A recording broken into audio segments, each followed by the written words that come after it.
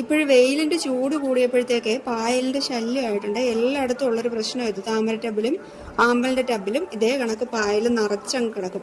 അപ്പോഴിതിങ്ങനെ നമ്മളങ്ങ് ഇട്ടിരുന്നാൽ പ്ലാന്റിനെ നശിച്ചു പോകാനുള്ള ചാൻസ് ഉണ്ട് കേട്ടോ.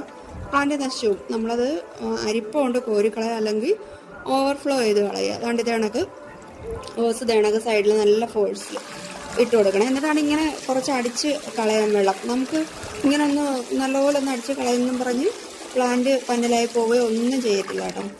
നല്ലപോലെ ഇങ്ങനെ ഒന്ന് കളഞ്ഞിട്ട് ബാക്കി നമ്മൾ സൈഡിൽ വരുന്ന പായലുകൾ ഹോസ് സൈഡിൽ ഇട്ട് കൊടുക്കണേ.